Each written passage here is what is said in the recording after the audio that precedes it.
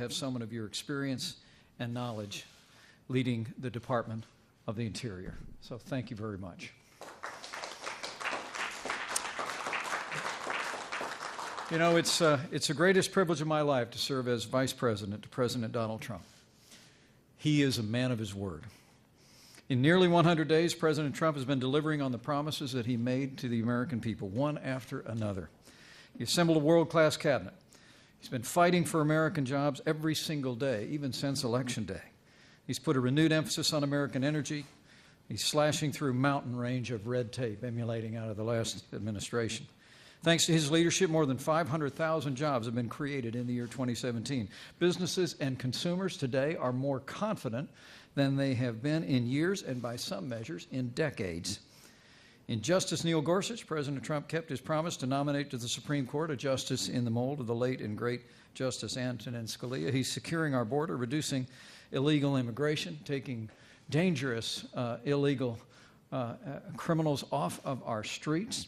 And we've seen a dramatic reduction in illegal immigration at our borders since the outset of this administration. President Trump has also been putting America first by rebuilding our military, restoring the arsenal of democracy, and signing legislation to give our veterans the care that they deserve.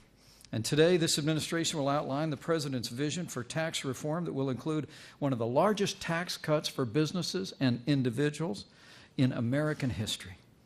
In a word, President Donald Trump is in the promise-keeping business. He's already signed 28 bills into law, 30 executive orders, and today the President is delivering on yet another promise to the American people.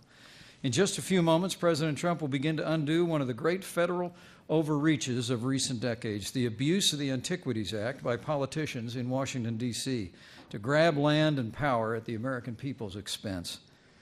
So under his leadership, we're going to work with states to restore power to the people who have the best ability to protect our nation's natural, historic, and cultural treasures. And so I say with great gratitude for the energy that he has brought to this task for nearly 100 days, that it is my high honor and distinct privilege to introduce to you the President of the United States of America, President Donald Trump.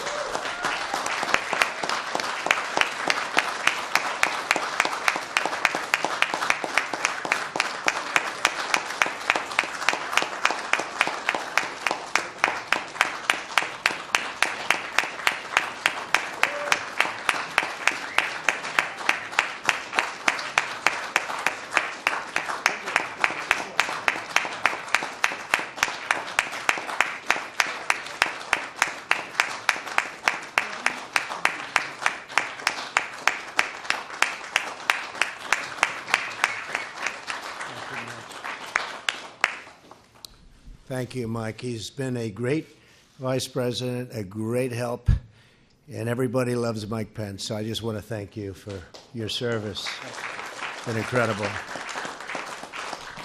It's a real pleasure to be at the Department of Interior, where you help preserve the splendor and the beauty of America's natural resources.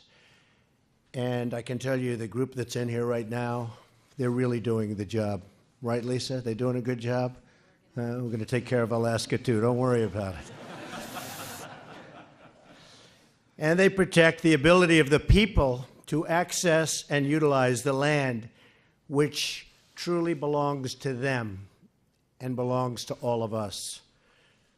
Secretary Ryan Zinke is doing an incredible job, and he never overlooks the details. He's a detail person.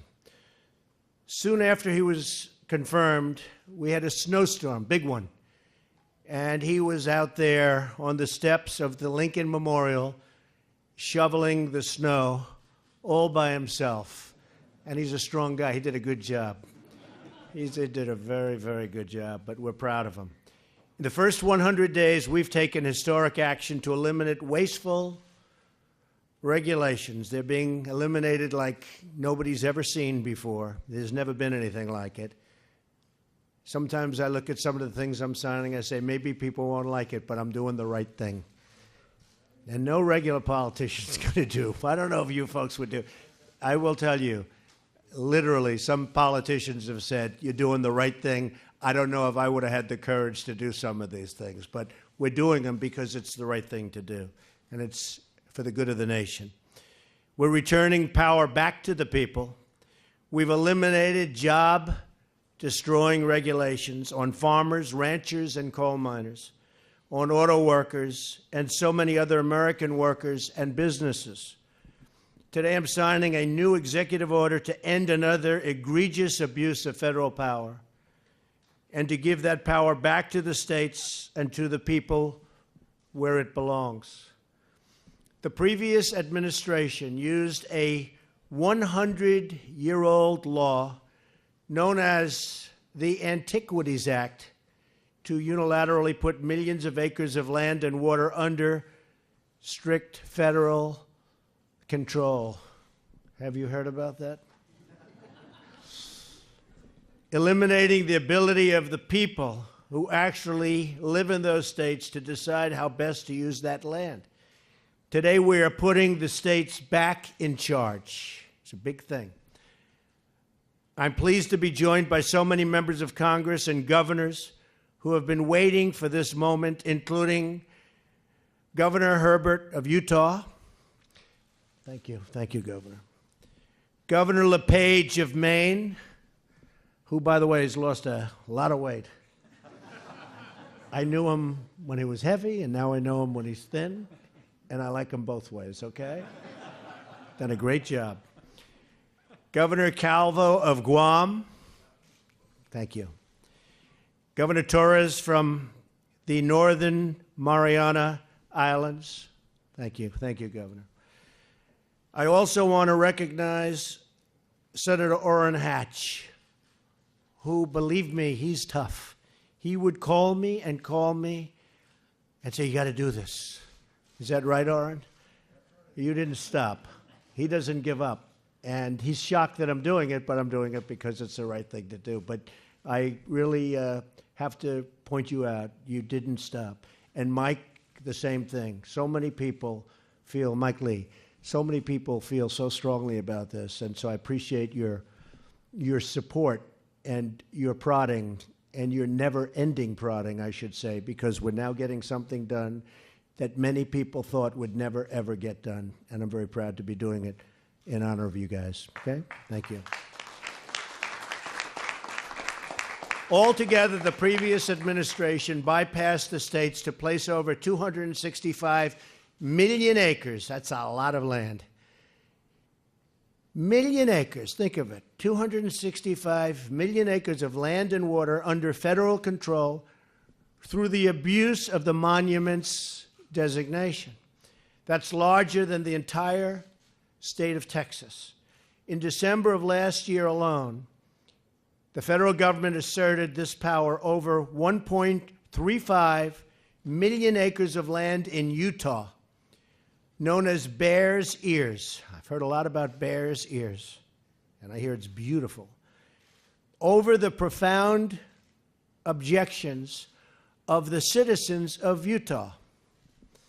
The Antiquities Act does not give the federal government unlimited power to lock up millions of acres of land and water, and it's time we ended this abusive practice.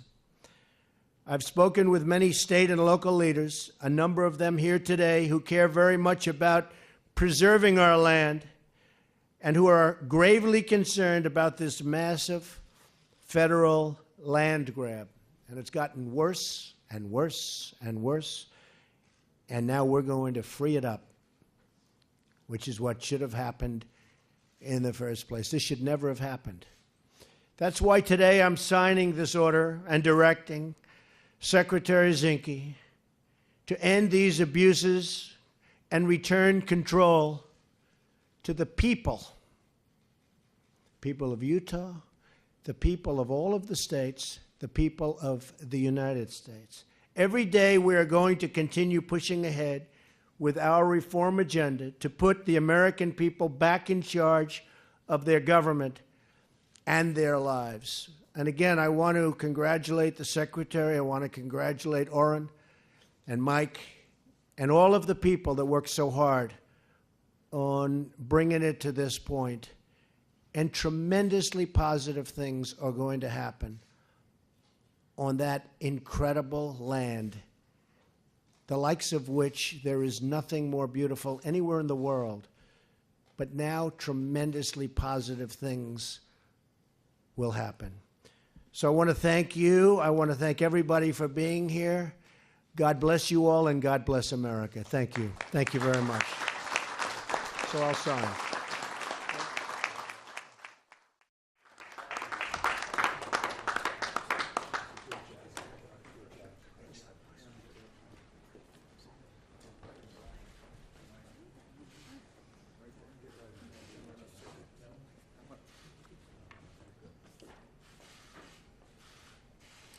This is a big one.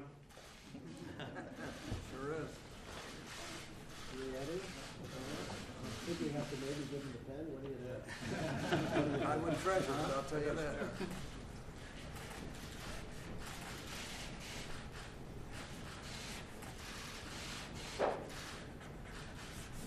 That's a great thing.